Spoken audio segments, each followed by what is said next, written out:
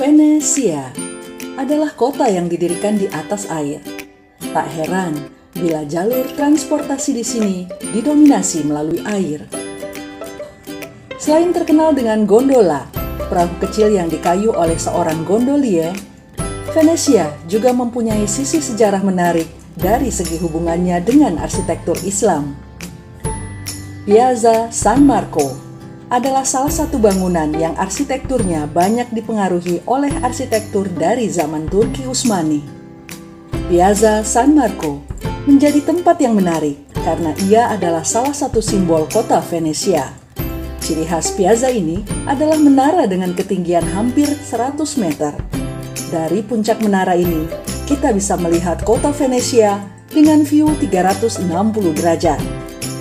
Sejarah mencatat, selain posisinya yang strategis, kota ini memiliki hubungan politik yang sangat kuat dengan Bizantium, Yunani kuno. Ketika Bizantium ingin meningkatkan hubungan dengan khalifah-khalifah Islam mulai abad ke-8, interaksi Venesia dengan orang-orang Muslim juga meningkat.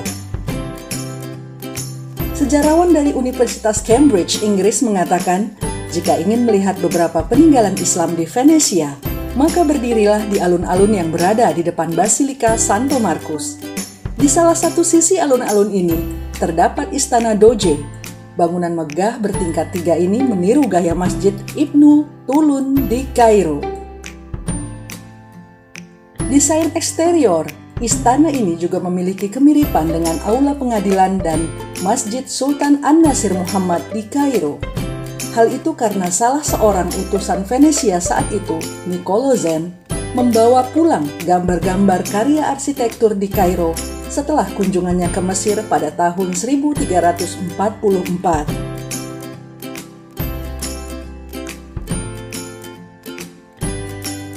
Tak jauh dari istana itu berdiri gagah Torre del Orologio, menara jam raksasa yang pembuatannya terinspirasi dari sejarah tentang kinerja robotika karya ilmuwan Muslim Al-Jazari. Sejarawan Muslim Ibnu Zubair menyebutkan jam yang sama mekanismenya telah dibuat di Masjid Agung Damaskus. Di belakang jam raksasa itu terdapat Cafe Florian, sebuah tempat yang mirip dengan rumah kopi di Istanbul, Turki.